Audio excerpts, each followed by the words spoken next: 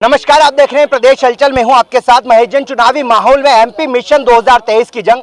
भाजपा के प्रधानमंत्री मोदी से आने से पहले गुजरात के भूपेंद्र भाई पटेल यहां सभा के लिए मनासा के बरलाई पहुंचे थे। यहां पर सभा संबोधन हुई। लोग काफी देर से इंतजार कर रहे थे। इस वक्त हमारे साथ में सांसद जी गुप्ता हैं। सांसद जी, अभी यहाँ पे भूपेंद्र भाई पटेल आए थे, क्या उद्देश्य और क्या लगता है, तस्वीरें क्या कहेगी? देखिए, मैं एक बात जानता हूं कि भूपेंद्र भाई सरल हृदय के, सरल व्यक्तित्व के इंसान हैं और गुजरात में उनके नेतृत्व में हमने चुनाव लड़ा है। मैं पग पग उनके साथ रहा हूं और 156 सीटें जादुई तरीके से जिताने का कमाल का काम करने वाले मुख्यमंत्री भूपेंद्र भाई हैं, जिनके विकास कार्य को और पर्टिकुलर हेल्थ को लेकर उन्होंने जो थोड़े समय में परिवर्तन किया है वो अभूतपूर्व था।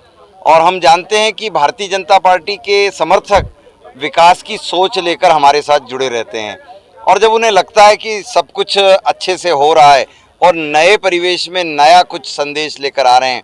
आज हम मनासा विधानसभा में देखें, 4000 करोड़ के विकास कार्य, एक श्रृंखलाबद्ध विकास कार्य हैं और उसके कारण जनता आज उमड़कर यहाँ, महिलाएं बड़ी संख्या में थी, पुरुष बड़ी संख्या में थे। तो ये संदेश है कि जनता विकास को पसंद करती है और भाजपा का विकास मॉडल शिवराज जी के नेतृत्व में प्रदेश में और नरेंद्र मोदी जी के नेतृत्व में देश में सराहा जा रहा है।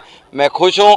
भूपेंद्र पटेल जी ने आगाज किया आज मेरे संसदीय क्षेत्र की 2 विधानसभा में और हम 8 की 8 विधानसभाएं जीत की और हम आगे बढ़ रहे हैं। माननीय नरेंद्र मोदी जी 9 तारीख को नीमच में मेरे संसदीय क्षेत्र की 7 विधानसभा की जनता से मुखातिब होंगे। विकास के संकल्प को और दृढ़ता प्रदान होगी। मनासा पाटीदार समाज का बाहुल्य क्षेत्र माना जाता है। ऐसे में भूपेंद्र भाई पटेल का आना, क्या मान ले भाजपा एक नया कार्ड खेलने जा रही मनासा में? देखिए, कार्ड का प्रश्न नहीं है, सबका साथ सबका विकास। आप कैसे देखेंगे?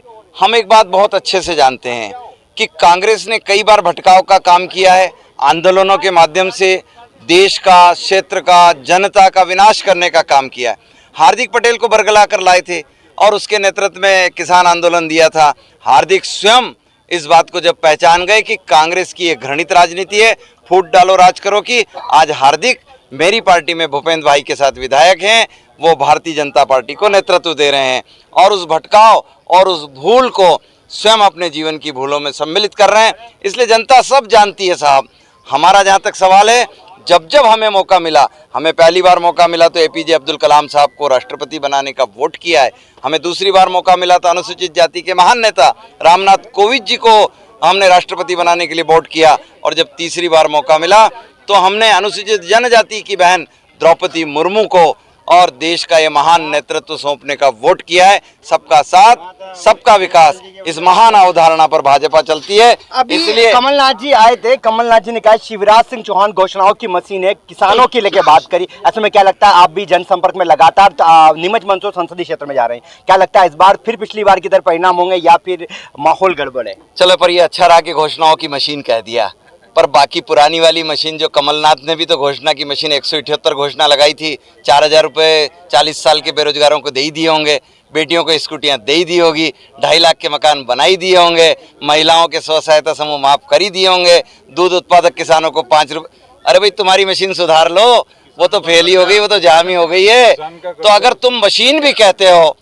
तो मैं खुश हूँ कि मेरे भाई, मेरे नेता शिवराज सिंह चौहान मशीन गति से काम करते हैं। इंसान होते हुए विरोधी भी उन्हें मशीन कह रहे हैं। नीमच मंदसौर संसदीय क्षेत्र में कितनी सीटें? 8 की 8 पूरी ठाट के साथ। जैसा कि हमारे साथ में इस वक्त सांसद सुधीर गुप्ता थे, जिन्होंने कहा है कि इस बार नीमच मंदसौर संसदीय क्षेत्र में 8 सीटें आएगी, भाजपा की सरकार बनने जा रही है। वहीं कमलनाथ के शिवराज को घोषणाओं की मशीन के बयान पर भी उन्होंने पलटवार कहा है। और अब देखना होगा, चुनावी माहौल में भाजपा और कांग्रेस चुनावी मैदान में है। अब देखना होगा मनासा विधानसभा में किस पार्टी का विधायक बनता है और प्रदेश में सरकार किसकी बनती है और प्रदेश का सरदार कौन बनता है। प्रदेश हलचल के लिए मेरे सहयोगी ऋषिकेश चौहान के साथ में महेश जैन।